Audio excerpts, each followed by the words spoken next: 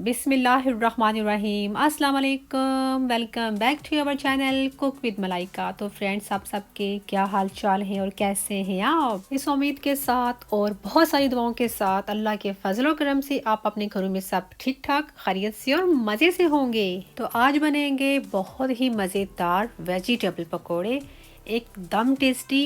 और जब आप खाएंगे तो यकीन करें आपको मज़ा आ जाएगा। तो रेसिपी को स्टार्ट करने से पहले आप सबसे छोटी सी रिक्वेस्ट है कि आप चैनल को सब्सक्राइब कर लीजिएगा, ताकि आपका और हमारा साथ जो है हमेशा बंधा रहे। इफ्तारी के टाइम अगर हमें वेजिटेबल्स पकोड़े मिल जाएं तो क्या ही बात है। हेल्थी होने के साथ साथ जब पकोड़ों की फॉर्म में हम वेजिटेबल्स को खाते हैं तो इनका फ्लेवर टेस्ट बहुत ज़्यादा बढ़ जाता है। तो यहाँ पर हमें सबसे पहले कुछ वेजिटेबल्स चाहिए होंगे, जिनको मैंने पहले से ही काट कर रख लिया है। और देखिए माशाल्लाह माशाल्लाह क्या कलरफुल वेजिटेबल्स हैं। अल्लाह ने हमें कितनी नेमतें दी हुई हैं माशाल्लाह। तो हमने इन सब सब्जियों को आप देख सकते हैं, हमने जूलियन कटिंग कर ली है, यानी कि जिस तरह हम चिप्स काटते हैं वैसे इनको काट लिया है। बहुत मोटा मोटा नहीं काटा, सब सब्जियों को हमने इक्वल शक्ल में काट लिया है, बारीक बारीक, ताकि जब हम पकोड़े बनाएं तो सब सब्जियां अच्छे से गल भी जाएं और पकने के बाद एकदम क्रिस्पी से पकोड़े तैयार हों हमारे। तो जिसमें हमने रेड, येलो और ग्रीन शिमला मिर्च ले ली है, और इसी तरह हमने आलू भी काट लिए हैं, और साथ बारीक बारीक हमने गाजरें भी काट ली हैं। तो शिमला मिर्च जितनी भी हमने ली हैं इनको हमने हाफ हाफ कप रखा है। बाकी जो हमारे आलू, प्याज, गाजरें और बंद गोभी है, इनको हमने एक एक कप ले लिया है। ऐसी कोई बात नहीं, जितने भी वेजिटेबल्स हैं आप अपने फैमिली के हिसाब से ज़्यादा या कम कर सकते हैं, आपके अपने अख्तियार में है, कोई ऐसा इशू नहीं है। पकोड़े हैं, इसमें कोई सब्ज़ी ज़्यादा भी कर सकते हैं, कम भी कर सकते हैं। ये नहीं कि आपने इक्वल मिकदार ही ऐड करनी है, ऐसा कोई सीन नहीं है, ठीक है। यहाँ पर हमारे पास कटी हुई पालक, पुदीना और धनिया है। इन चीज़ों को अच्छे से वॉश करके आपने काट लेना है। धनिया जो है हमारे पास 1 कप है, और उससे थोड़ा सा कम हमारे पास, मतलब कि हाफ कप हमने ले लिया है पुदीना। 2 कप ये हमारे पास पालक है। पालक जो है हमारे हेल्थ के लिए बहुत ही अच्छी, इसमें बहुत ज़्यादा मिकदार में जिंक, आयरन होता है। जिस तरह आजकल देखा गया है कि जो बच्चे हैं उनको बहुत ज़्यादा चक्कर आते हैं या डिज़ी फील करते हैं, तो वो आयरन की कमी से होता है। तो आप जो बच्चे कलेजी वगैरह नहीं खाते, ज़्यादा गोश्त नहीं खाते, तो ये जो हरे कलर की सब्जियां हैं इनको ज़रूर दें। तो अब हम इन सब सब्जियों को एक बाउल में डाल देंगे।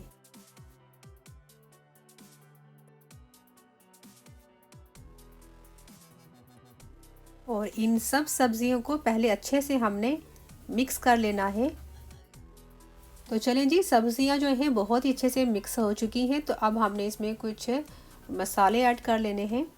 खुश्क धनिया चाहिए होगा, ये देखिए इसको मैंने मोटा मोटा इस तरह कूट लिया है।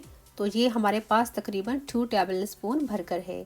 मोटी कुटी हुई लाल मिर्ची 1.5 टेबल स्पून, 1 टेबल स्पून साबित सफ़ेद ज़ीरा, 1.5 टेबल स्पून खुश्क कसूरी मेथी, 1.5 टीस्पून हल्दी पाउडर, 1 टेबल स्पून भरकर अजवाइन डालेंगे हम साबित, और टेस्ट के मुताबिक हम शामिल कर लेंगे इसमें नमक। फ्रेश लेमन का जूस शामिल कर लेंगे। अगर आपके पास नहीं है तो आप इसमें इनारदाना या चाट मसाला भी डाल सकते हैं। और अब हमें चाहिए होगा बेसन, ठीक है। हमने एकदम इकट्ठा बेसन नहीं डालना। पहले मैं इसमें 1 कप ऐड करूंगी, और अब मैं इसमें हाफ कप और ऐड करूंगी बेसन, और हाफ अ कप हम इसमें शामिल कर लेंगे मैदा, और 1 टीस्पून लाल मिर्चों का पाउडर। अगर आप चाहें तो कटी हुई हरी मिर्चें भी शामिल कर सकते हैं। और अब हमने थोड़ा थोड़ा पानी शामिल करके इन सब चीज़ों को अच्छे से मिक्स कर लेना है,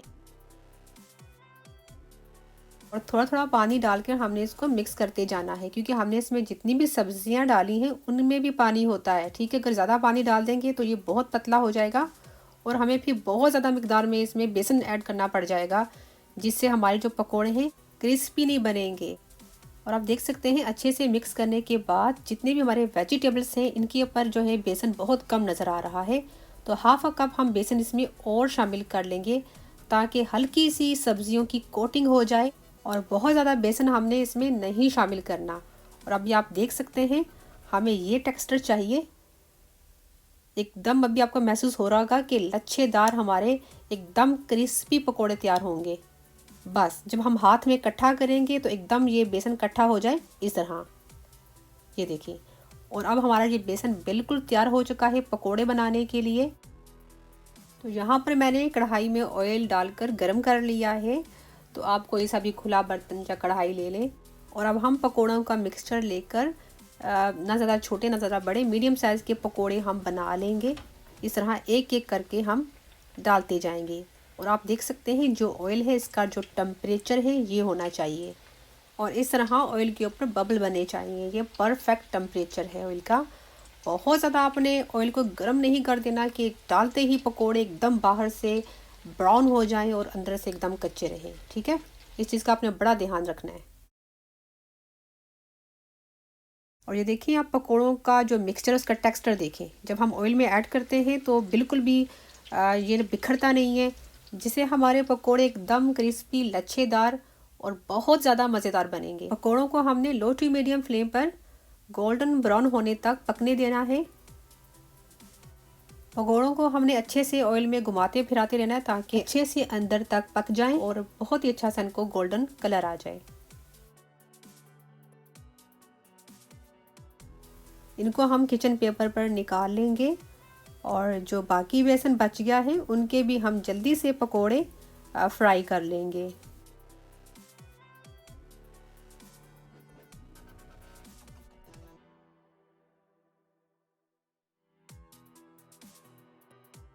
तो लीजिए ये भी पकोड़े हमारे फ्राई हो चुके हैं और अब हम इनको पुदीने की चटनी के साथ सर्व कर लेंगे। माशाल्लाह क्या ही ज़बरदस्त किस्म के पकोड़े हमारे बनकर रेडी हुए हैं। ये देखिए आप इनका लुक देखें, कितने कलरफुल और कितने अच्छे क्रिस्पी लग रहे हैं और खाने में है ये बहुत ज़्यादा टेस्टी। इनको आप अपनी पसंद के मुताबिक किसी भी चटनी के साथ डिप करके खाएं, मज़ा ही आ जाएगा। लेकिन पुदीने की चटनी के साथ खाएं तो क्या ही बात है। तो यहाँ पर मेरी छोटी सिस्टर जो हैं वो भी अटैक कर चुकी हैं पकोड़ों पर। माशाल्लाह माशाल्लाह बहुत ही लाजवाब और बहुत ही शानदार किस्म के हमारे पकोड़े बनकर तैयार हैं। अंदर से एकदम सॉफ्ट वेजिटेबल गले हुए हैं और बाहर से एकदम क्रिस्पी पकोड़े हैं। तो फ्रेंड्स आप मेरी रेसिपी को फॉलो करके ज़रूर बनाइएगा। मैं आपको देती हूँ गारंटी कि आपको ये रेसिपी बहुत ही पसंद आएगी। तो अगर आपको ये रेसिपी अच्छी लगे तो इसको लाइक शेयर और हमारे चैनल को सब्सक्राइब ज़रूर कीजिएगा। तो रखिएगा अपना बहुत सारा ख्याल। मिलती हूँ आपसे नेक्स्ट रेसिपी में, तब तक अल्लाह हाफिज़।